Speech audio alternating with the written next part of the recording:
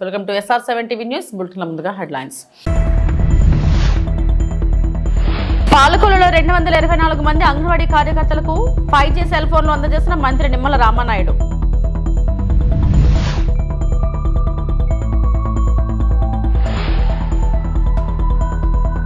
వెనుకబడిన ప్రాంతాల్లో దేవాలయాల నిర్మాణం గొప్ప నిర్ణయం. బీజేపీ నేత విష్ణువర్ధన్ రెడ్డి.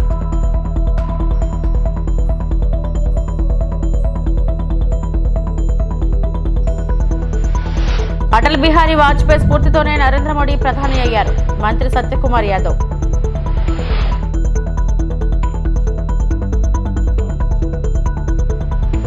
పశ్చిమ గోదావరి జిల్లా పాలకొల్లులో 224 మంది అంగన్వాడీ కార్యకర్తలకు 5G సెల్ ఫోన్లు అందజేసిన మంత్రి రామానాయుడు. పాలకొల్లు నియోజకవర్గంలో అంగన్వాడీ కార్యకర్తలకు ప్రభుత్వం ఉచితంగా అందజేసిన సెల్ ఫోన్లను కూటమి నాయకులతో కలిసి మంత్రి రామానాయుడు అందజేశారు.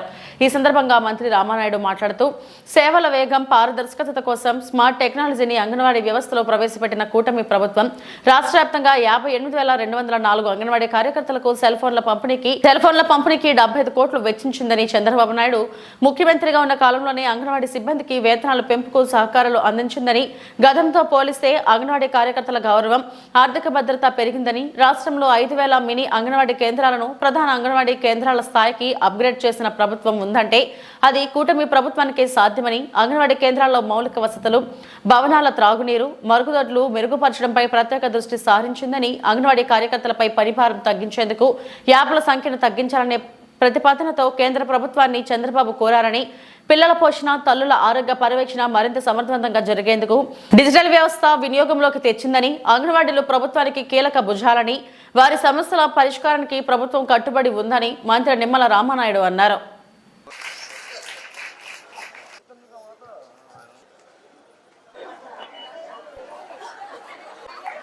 మీ అందరికీ కూడా ఈ సెల్ ఫోన్స్ పంపిణీ సందర్భంగా ఈరోజు ఈ కార్యక్రమంలో మనందరం కూడా భాగస్వాములవడం జరుగుతూ ఉంది.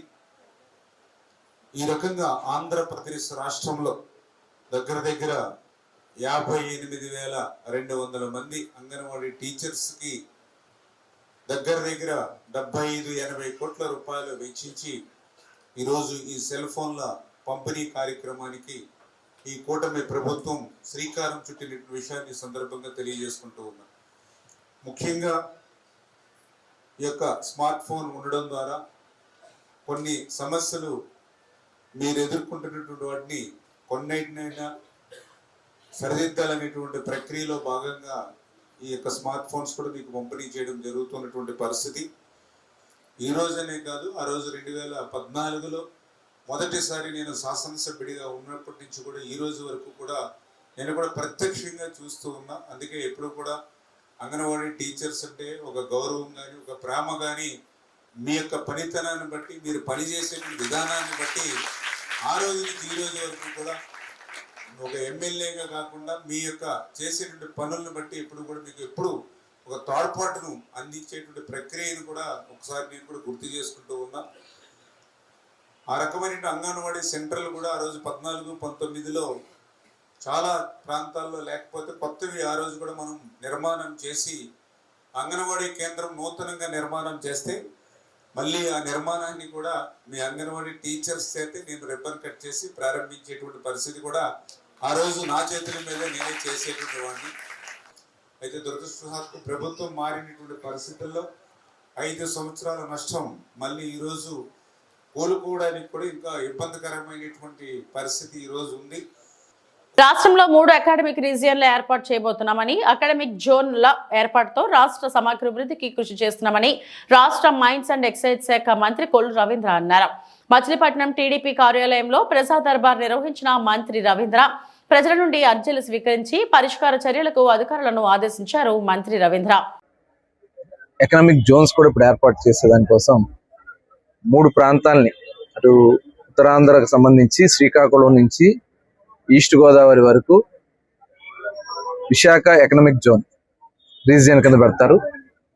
అలాగే అమరావతి ఏదైతే వెస్ట్ గోదావరి నుంచి ప్రకాశం జిల్లా వరకు ఉన్నటువంటి జిల్లాలన్నింటినీ కూడా కలిపి అమరావతి ఎకనామిక్ రీజియన్ కింద, అలాగే నెల్లూరు నుంచి కర్నూలు వరకు అదంతా కూడా తిరుపతి ఎకనామిక్ జోన్ కింద, ఎకనామిక్ రీజియన్ కింద దాన్ని 3 ప్రాంతాలని కూడా ఐడెంటిఫై చేసుకుని దానికి కొంతమంది టీంని అలాట్ చేస్తా ఉన్నారు. దాని ద్వారా ఎకనామిక్గా ఆ రీజియన్ని ఎలా డెవలప్ చేయాలి, అక్కడ ఉన్నటువంటి వనరులు ఏంటి, సపోజ్ తీర ప్రాంతం ఉంది, పోర్ట్లు ఎన్ని ఉన్నాయి, ఆ పోర్ట్ని లాజిస్టిక్గా ఎలా కనెక్టివిటీ చేయాలి, రోడ్ కనెక్టివిటీస్ ఎలా చేయాలి, పరిశ్రమలు ఏ రకమైనటువంటి పరిశ్రమలు ఆ ప్రాంతాల్లో ఏర్పాటు చేయాలి, వచ్చిన ఇన్వెస్ట్మెంట్ని ఎలా మనం అక్కడ సద్వినియోగం చేసుకోవాలి, దాంతోపాటు అభివృద్ధితో పాటు అక్కడ హౌసింగ్ కానీ ఇలాంటివన్నీ కూడా మొత్తం ఒక ఎకనామికల్గా డెవలప్ చేయడానికి గవర్నమెంట్ ఆఫ్ ఇండియా చేస్తున్నటువంటి స్కీమ్స్ కానీ, రాష్ట్ర ప్రభుత్వం నుంచి కానీ, ఇన్వెస్ట్మెంట్స్ వల్ల కానీ ఇవన్నీ కూడా ఒక ప్లానింగ్తో గౌరవ ముఖ్యమంత్రి గారు ముందుకు తీసుకెళ్ళడానికి ప్రణాళిక తయారు చేసుకోవడం జరుగుతుంది. మొన్ననే విశాఖపట్నంలో రివ్యూ పెట్టడం జరిగింది, మేము కూడా ఆ కార్యక్రమంలో పాల్గొనడం జరిగింది. త్వరలోనే మన అమరావతి రీజియన్ అలాగే తిరుపతి రీజియన్ కూడా త్వరలోనే సమావేశాలు ఏర్పాటు చేసుకోవడం కూడా జరుగుతుంది. మరి దానిలో భాగంగా మనం చూసాం, ఇన్వెస్ట్మెంట్ మీట్లో మచిలీపట్నం నుంచి 2 టూరిజం ప్రాజెక్టులకి ముందుకు వచ్చారు.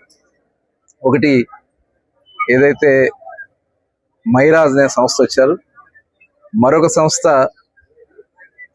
పాస్పోర్ట్ అని చెప్పి పోస్ట్ కార్డ్ అనే సంస్థ వాళ్ళు వచ్చారు ముందుకి. వాళ్ళు కూడా ల్యాండ్ ఐడెంటిఫై చేయమని చెప్పడం జరిగింది. త్వరలోనే రెవెన్యూ కలెక్టర్ గారితో అందరూ కూడా కూర్చుని ఆ సైట్ కూడా ఐడెంటిఫై చేసి ముందు వాళ్ళకి అలాట్ చేస్తే వాళ్ళు వర్క్ స్టార్ట్ చేసుకోవడం జరుగుతుంది. అట్లాగే షిప్పింగ్ కి సంబంధించి 4 కంపెనీలు వచ్చినాయి. ఒకటి Goa shipping company, Goa government వచ్చింది. అట్లాగే మరొకటి ప్రైవేట్ కంపెనీ గోవాదే వచ్చింది. ఢిల్లీ నుంచి ఒక కంపెనీ వచ్చారు, అబ్రాడ్ నుంచి కూడా, బయట దేశాల నుంచి కూడా ఒక కంపెనీ, 4 కంపెనీలు వచ్చినాయి. దాని మీద త్వరలోనే ఒక మీటింగ్ పెట్టుకుని ఎవరైతే దీనికి ముందు రాగలరో వాళ్ళకి అలాట్ చేయడానికి నిర్ణయం తీసుకోవడం జరిగింది. అట్లాగే సాల్ట్ ఫ్యాక్టరీని కూడా త్వరలోనే. నాటి ప్రధాని అటల్ బిహారీ వాజ్పేయిని స్ఫూర్తిగా తీసుకుని నేడు ప్రధానిగా మారిన వ్యక్తి నరేంద్ర మోడీ అన్నారు మంత్రి సత్యకుమార్ యాదవ్. అటల్ బిహారీ వాజ్పేయి వ్యక్తిత్వం, ఆలోచనలు, పాలనా శైలి నేటి ప్రధాని నరేంద్ర మోడీకి స్ఫూర్తిగా నిలిచాయన్నారు.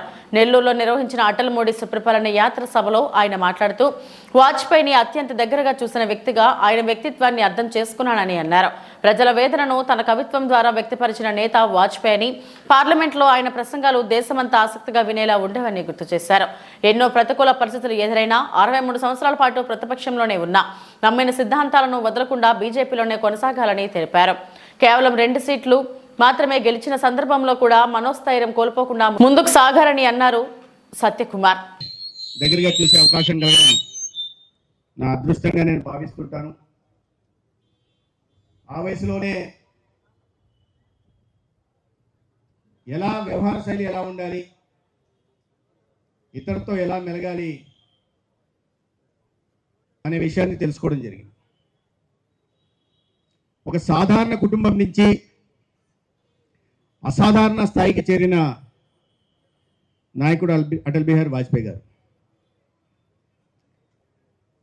10 సార్లు పార్లమెంట్ సభ్యులుగా, 2 సార్లు రాజ్యసభ సభ్యులుగా, 53-54 సంవత్సరాల పాటు పార్లమెంటేరియన్గా ఉన్నప్పటికీ, 3 సార్లు ఈ దేశానికి ప్రధానమంత్రిగా పనిచేసినప్పటికీ ఒక్క అవినీతి ఆరోపణ లేకుండా అవినీతి మకలి అంటని ఒక నిష్కలంక చరిత్రుడు అటల్ బిహారీ వాజ్పేయి గారు. భారతీయ జనతా పార్టీ ఆవిర్భవించిన తర్వాత మొట్టమొదటి ఎన్నికల్లో కేవలం 2 సీట్లు మాత్రమే గెలవడం జరిగింది. ధైర్యం కోల్పోలే, మనోస్థైర్యం కోల్పోలే, अपजयाన్ని ఒప్పుకోలే. मैं हार नहीं मानूंगा, रार नहीं टानूंगा, काल का कपाल पे लिखता मिटता जाऊंगा, नया गीत मैं गाते जाऊंगा అంటాడు. నేను అపజయాన్ని ఒప్పుకోను. రాష్ట్రంలో వెనుకబడిన ప్రాంతాల్లో దేవాలయాలను నిర్మించాలన్న టీటీడీ నిర్ణయం గొప్పదని బీజేపీ నేత విష్ణువర్ధన్ రెడ్డి అన్నారు. వైకుంఠ ద్వార దర్శనాల్లో సాధారణ భక్తులకు అవకాశం కల్పించేలా ముందస్తు చర్యలు చేపట్టడం ఆహ్వానించదగ్గ విషయమన్నారు. తిరుమల శ్రీవారిని దర్శించుకున్న ఆయన ధూపదీప నైవేద్యాలకు నోచుకొని ఆలయాలపై టీటీడీ దృష్టి సారించాలని కోరారు. రాష్ట్రంలో ఉన్నటువంటి పలు వెనుకబడినటువంటి ప్రాంతాల్లో దేవాలయాల నిర్మాణానికి సంబంధించిన విషయంలో పెద్ద సంఖ్యలో నిర్మాణానికి ముందుకు రావడం ఇది గొప్ప ఆలోచన. తిరుమల తిరుపతి దేవస్థానం వైకుంఠ ఏకాదశికి సంబంధించి కూడా వినూతనంగా సాధారణమైనటువంటి భక్తులకు కూడా అవకాశం కల్పించే విధంగా ముందస్తు ఏర్పాట్లో భాగంగా అనేక వేల మందికి సాధారణ భక్తులకు టికెట్లు కల్పించడం అనేటువంటిది కూడా ఒక ముందడుగు. ఆంధ్రప్రదేశ్లో చాలా దేవాలయాలు ఏవైతే ద్వీప నైవేద్యానికి నోచుకున్నటువంటి ఆలయాలు ఏవైతే ఉన్నాయో వాటిని రేపు జరిగేటువంటి పాలక మండలిలో చర్చించి అవసరమైతే పాలక మండలి సబ్ కమిటీని ఒకటి ఏర్పాటు చేసి వాటికి నేరుగా తిరుమల తిరుపతి దేవస్థానం సహకరించాలని, హిందూ ధార్మిక ప్రచారానికి ఇది ఉపయోగపడుతుందని. కృష్ణా జిల్లా మచిలీపట్నం వంగవీటి మోహన్ రంగా విగ్రహావిష్కరణలో భాగంగా మచిలీపట్నం విచ్చేసిన వంగవీటి ఆశా కిరణ్ కు ఘన స్వాగతం లభించింది. మచిలీపట్నం చేరుకున్న ఆమె అంబేద్కర్ సర్కిల్ వద్ద డాక్టర్ బిఆర్ అంబేద్కర్ కు పూలమాలలు వేసి నివాళులు అర్పించారు. అనంతరం ర్యాలీగా వలందపాలెం రంగా విగ్రహావిష్కరణకు బయలుదేరారు. వలందపాలెంలో పునఃప్రతిష్ఠించిన వంగవీటి మోహన్ రంగా విగ్రహాన్ని ఆమె ఆవిష్కరించారు. అనంతరం గజమాల వేసి నివాళులు అర్పించారు. ఈ సందర్భంగా వంగవీటి ఆశా కిరణ్ మీడియాతో మాట్లాడుతూ మచిలీపట్నంలో తన తండ్రి అయిన రంగకు విడదీరాని బంధం ఉందని, ఈ ప్రాంతంలో ఆయనకు అనేక మంది మిత్రులు సన్నిహితులు ఉన్నారని అన్నారు. వంగవీటి మోహన్ రంగా ఆశయ సాధనకు నిరంతరం కృషి చేస్తానని రంగా కుమార్తె ఆశా కిరణ్ తెలిపారు. డిసెంబర్ 26న విశాఖలో జరిగే రంగనాడు జరిగిన తర్వాత రాష్ట్ర వ్యాప్తంగా వివిధ జిల్లాల్లో పర్యటిస్తారని తెలిపారు.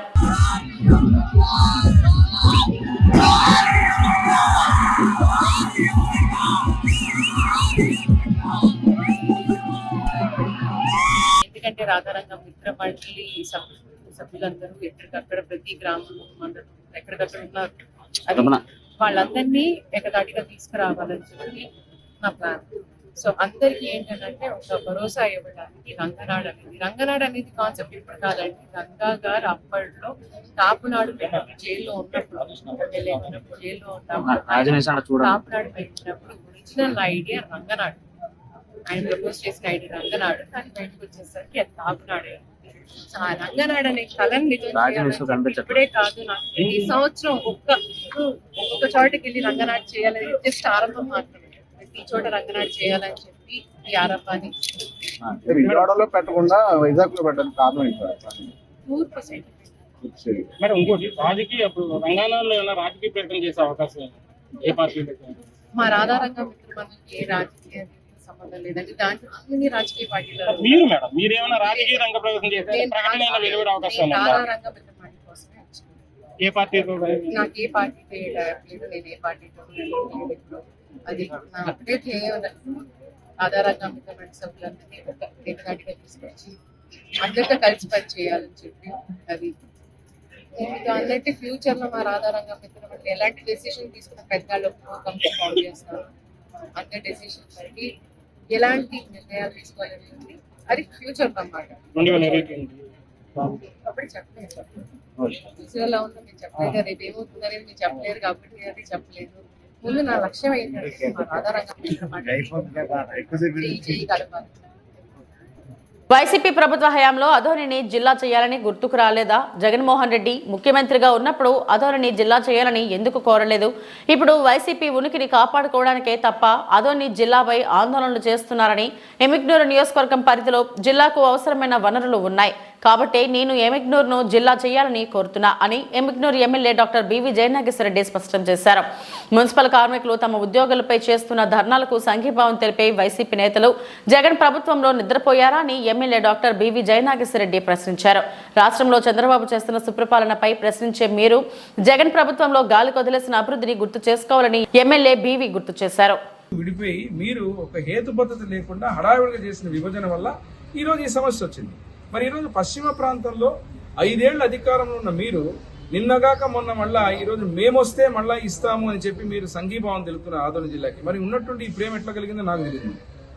మరి మీరు అడుగుతున్నారు ఎందుకు ఎమ్మిగనూరు జిల్లా అని. నేను మళ్ళీ ఒకసారి గుర్తు చేస్తున్నా, ఏదైతే భౌగోళికంగా కానీ జియోగ్రఫికల్గా కానీ ఇక్కడ ఉన్నటువంటి డిస్టెన్స్ ఏదైతే ఉందో సమదూరం ఉండాలా.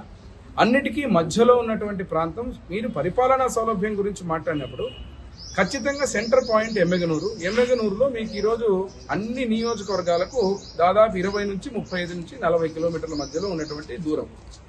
ఒక సామాన్యుడు జిల్లాగా ఏర్పడిన తర్వాత ఇక్కడికి వచ్చి పనులు చేసుకోవాలన్నా, ఏ అన్న కార్యక్రమాలు జరగాలన్నా ఈరోజు ఇక్కడికి రావడానికి పరిపాలనా సౌలభ్యం సులభంగా ఉంటుంది. ఒకటి. రెండోది, మాకు అత్యధికంగా భూమి ఉన్నది మా నియోజకవర్గం ఎమ్మిగనూరు నియోజకవర్గంలో. మూడోది గాజులు తిన్న ప్రాజెక్టు కావచ్చు, వనరులు కావచ్చు, నీళ్లు కావచ్చు. రేపు రాబోయే రోజుల్లో జిల్లా హెడ్ క్వార్టర్ అన్నప్పుడు అన్ని హంగులు, అదే విధంగా అందరికి కూడా సదుపాయాలు కానీ అన్ని రకాలుగా ఉండాల్సిన పరిస్థితి ఉంటుంది. వీటన్నిటిని కూడా టెక్నికల్ గా అదే రకంగా అన్ని ఆలోచన చేసే వ్యక్తిగా ముఖ్యమంత్రి చంద్రబాబు నాయుడు గారి నిర్ణయాలు ఉంటాయి. ఈ రోజు ఈ ప్రభుత్వం ఉందని చెప్పి కేవలము ఏదో బట్ట కాల్చి మొహం మీద వేసి గతంలో మేము ఉన్నప్పుడు మీరు ఏమీ చేయలేకపోయి ఈ రోజు ఆదోని జిల్లా అనేది మీరు ఇవ్వలేకపోయారు, మీరున్నారు కాబట్టి మీరు వెంటనే ఇచ్చేయండి అని చెప్పి మేమొస్తే ఇస్తామని చెప్పి దాని రాజకీయ కోణాన్ని రాజకీయ రంగు పులుముతున్నారు వైసీపీ నాయకులు. నేను మరొక్కసారి స్పష్టంగా చెప్తున్నా, ఏదైతే ఈ ప్రాంతంలో, ఎందుకంటే ఆదోని నియోజకవర్గం అనేది ఆదోని నుంచి వారికి ఆశ ఉంటుంది, మిగతా నియోజకవర్గం ఆశ ఉంటుంది. నాకు కూడా ఎమ్మెగనూరు స్వార్థం, నాకు ఎమ్మెగనూరు ప్రజల ఆకాంక్ష కూడా ఎమ్మెగనూరు జిల్లా కావాలని ఉంది. కానీ ఇక్కడ విషయం ఏమంటే సాంకేతికంగా కూడా అన్ని రకాలుగా అందరికీ ఆమోదయోగమైనటువంటి ప్రాంతాన్ని చాలా దూరదృష్టితో భవిష్యత్ తరాలకు ఉపయోగపడే విధంగా ఏ నిర్ణయమైనా ఉండాలి. కాబట్టి దీన్ని కూడా పరిగణలో తీసుకుని రానున్న రోజుల్లో ఏదైతే ఈ యొక్క అంశాన్ని కూడా మా ముఖ్యమంత్రి వారు నారా చంద్రబాబు నాయుడు గారి దృష్టికి, మా యువనేత నారా లోకేష్ బాబు గారి దృష్టికి, డిప్యూటీ సీఎం పవన్ కళ్యాణ్ గారికి, అదే రకంగా కూటమి ప్రభుత్వంలో ఉన్న పెద్దలందరి దృష్టి కూడా తీసుకుపోవడం జరుగుతుంది. ఎప్పుడైనా కానీ గతంలో కూడా ఏదైతే యువగళ పాదయాత్రలో కానీ, అదే రకంగా ముఖ్యమంత్రిగా కాకున్నప్పుడు చంద్రబాబు నాయుడు గారు కానీ ఈ ప్రాంతం నుంచి ఎవరు కూడా పోయి అడిగింది లేదు, చెప్పింది లేదు. ఈ విషయం గురించి కేవలం కొంతమంది వచ్చి మమ్మల్ని అడిగారు ఈ రకంగా మాకు కావాలని. ఆ రోజు కూడా ఏమనుకున్నాం, మనం ఈ ప్రాంతానికి అవసరమైనటువంటి ఏదైతే జిల్లా గురించి ఇబ్బందులు పడుతున్న మాట వాస్తవమే. కానీ అది ఎవరు చేసిన పాపం వల్ల. దమ్ముంటే మెడికల్ కళాశాలల ప్రైవేటీకరణపై టీడీపీ నాయకులు రాజీనామా చేసి ప్రజాక్షేత్రంలోకి రావాలని రూపాయి డాక్టర్ వైసీపీ రాష్ట్ర ప్రధాన కార్యదర్శి అనిల్ రెడ్డి అన్నారు. మెడికల్ కళాశాలల ప్రైవేటీకరణకు వ్యతిరేకంగా అనంతపురంలో ఇవాళ వైసీపీ చేపట్టిన భారీ బైక్ ర్యాలీకు మద్దతుగా 200 బైకులతో వైసీపీ రాష్ట్ర ప్రధాన కార్యదర్శి రూపాయి డాక్టర్ అనిల్ రెడ్డి పాల్గొన్నారు. ఈ సందర్భంగా అనిల్ రెడ్డి మాట్లాడుతూ రాష్ట్రంలో టీడీపీ ప్రభుత్వం తప్పుడు నిర్ణయాలు, ప్రజా వ్యతిరేక పాలన సాగిస్తోందని మండిపడ్డారు. మెడికల్ కళాశాలల ప్రైవేటీకరణకు అప్పగించడం అన్యాయమని మండిపడ్డారు. ప్రజా ఆరోగ్యాన్ని దృష్టిలో పెట్టుకుని ఆనాడు దివంగత నేత డాక్టర్ వైఎస్ రాజశేఖర రెడ్డి ఆరోగ్యశ్రీ తీసుకొస్తే దానిని అమలు చేయడంతో పాటు పేదలకు వైద్య విద్య అందాలనే మంచి సంకల్పంతో వైఎస్ జగన్మోహన్ రెడ్డి మెడికల్ కళాశాలలకు ఏర్పాటు చేశారన్నారు. ఈ కళాశాలలో నిర్వహణ చేతగాక ఈ టీడీపీ ప్రభుత్వ నాయకులు ప్రైవేటీకరణ చేస్తున్నారని మండిపడ్డారు. ప్రజా ఉద్యమం లాగా రాష్ట్రం మొత్తం కేవలం పార్టీ కార్యకర్తలే కాకుండా సామాన్య ప్రజలు కూడా ఏదైతే మెడికల్ కాలేజీ ప్రైవేటీకరణ అనేది ఉందో, పీపీపీ మోడల్ అనేది ఎంత అన్యాయమైన నిర్ణయం ఇది అనేది ఈరోజు ప్రజల రెస్పాన్స్ బట్టి తెలుస్తూ ఉంది. దాదాపు అంటే మనందరికీ తెలుసు, ఆరోగ్యశ్రీ అనేది మొట్టమొదటగా మన రాజశేఖర రెడ్డి గారు ఆలోచించి పేద ప్రజల కోసం చేసింది. వాళ్ళ తనయుడిగా ప్రతి పేదింటికి పెద్ద కొడుకుగా బాధ్యతలు తీసుకొని ప్రతి పేదవాడికి నాణ్యమైన వైద్యం అందాలని చెప్పేసి మన జగన్మోహన్ రెడ్డి గారు ఏ రాష్ట్రంలో లేని విధంగా ఇప్పటిదాకా స్వాతంత్రం వచ్చినప్పటి నుంచి ఇప్పటిదాకా కేవలం 11 మెడికల్ కాలేజీలు ఉంటే ఒక్క జగన్మోహన్ రెడ్డి గారు 5 ఏళ్ల కాలంలోనే దాదాపు 17 మెడికల్ కాలేజీలు ఈరోజు నిర్ణయం తీసుకొని ప్రజల కోసం కట్టిస్తే అది దాదాపు 80,000 కోట్ల ఆస్తి, ప్రజల ఆస్తి, ప్రజలకు సంబంధించిన ఆస్తి, ప్రజల ఆస్తి. అట్లాంటిది ఎందుకు ఎట్లా ప్రైవేట్ పరం చేస్తారు అనే దానికి నిదర్శనమే ఈ తప్పుడు నిర్ణయాలు. ఆ తప్పుడు నిర్ణయాలకు వ్యతిరేకంగా జరిగే ఈ ఉద్యమమే ప్రజా ఉద్యమము. కేవలం జగన్మోహన్ రెడ్డి గారికి మంచి పేరు వస్తుంది, మంచి పేరు రాకూడదు అన్న ఉద్దేశంతోనే దీన్ని పీపీపీ మోడల్లో చేస్తున్నారు. కాబట్టి ఈ ఉద్యమానికి కేవలం వైసీపీ కార్యకర్తలే కాకుండా ప్రతి సామాన్య ప్రజలు కూడా ఖచ్చితంగా సపోర్ట్ ఇచ్చి వస్తున్నారు. వాళ్ళు ఇప్పుడు పోతే మనం తెలుస్తుంది, బైక్ ర్యాలీలో మొత్తం అనంతరం ఇంటి దగ్గర నుంచి మన అధ్యక్షుడు అనంత వెంకటరామరెడ్డి గారి ఇంటి దగ్గర నుంచి ఇప్పుడు ఆయన ఇంటి దగ్గరికి చేరుకొని అక్కడ నుంచి మళ్ళీ ర్యాలీగా పోవడం జరుగుతూ ఉంది. అక్కడ వచ్చే జన సంద్రమే చెప్తా ఉంది వాళ్ళ నిర్ణయం ఎంత తప్పుడు నిర్ణయమో. కొంతమందితో నేను మాట్లాడితే ఆ పార్టీ సానుభూతి పరులతో కొంతమందితో మాట్లాడితే లేదు సార్ పీపీపీ మోడల్ సరైన నిర్ణయం అంటున్నారు వాళ్ళ కార్యకర్తలు. నిజంగా వాళ్ళు తీసుకున్న నిర్ణయం కరెక్ట్ నిర్ణయం అనే ధైర్యం వాళ్ళకు ఉంటే దాదాపు 164 సీట్లు ఉన్నాయి కదా వాళ్ళకు. 13 పాత జిల్లాలు, జగన్ గారి ఆధ్వర్యంలో 26 జిల్లాలైనాయి. 13 జిల్లాలే తీసుకుందాంలే. జిల్లాకు ఒక్కరిని వాళ్ళు రాజీనామా చేయించినా కూడా వాళ్ళ గవర్నమెంట్ ఏం పడిపోదు కదా. వాళ్ళకి దమ్ముంటే 13 మందిని జిల్లాకు ఒక్కరిని రాజీనామా చేయించి మళ్ళీ ప్రజల దగ్గరికి పొమ్మను, ప్రజలే చెప్పుతో కొట్టినట్టు వాళ్ళకి సమాధానం చెప్పి మీ నిర్ణయం తప్పు అని ఓడిస్తారు. వాళ్ళ దగ్గర ధైర్యం ఉంటే, వాళ్ళు తీసుకున్న పీపీపీ మోడల్ అనేది కరెక్ట్ నిర్ణయం అనే ధైర్యం వాళ్ళకు ఉంటే జిల్లాకు ఒక ఎమ్మెల్యేని రిజైన్ చేసి రమ్మనండి, ప్రజాక్షేత్రంలోనే ప్రజలే నిర్ణయిస్తారు వాళ్ళ నిర్ణయం తప్పు నిర్ణయమో కరెక్ట్ నిర్ణయమో. జై జగన్, జై జగన్. ఇప్పుడు దాదాపు మనం 200 నుంచి 300 మందితో బైక్ ర్యాలీ ఇక్కడ నుంచి అనంతరం ఇంటి దగ్గరికి వెళ్తున్నాము. జిల్లా నలుమూలల నుంచి కూడా వస్తున్నారు. కొన్ని వేల మంది వస్తారు ఇప్పుడు బైక్ ర్యాలీకి. ఎక్కడి నుంచి ఆనంద్ ఆఫీస్ దగ్గర నుంచి మనం బుక్కరాయ సముద్రం దాకా వెళ్ళడం జరుగుతుంది. అక్కడ చూస్తే ఆ జనసంద్రమే చెప్తుంది వాళ్ళ నేను తప్పు నిర్ణయం అని చెప్పేసి. దానికోసమే ఈరోజు ఈ ర్యాలీ చేస్తున్నాము. జై జగన్. ఇవి ఇప్పటివరకు నా బులెటిన్ అప్డేట్స్. నమస్తే.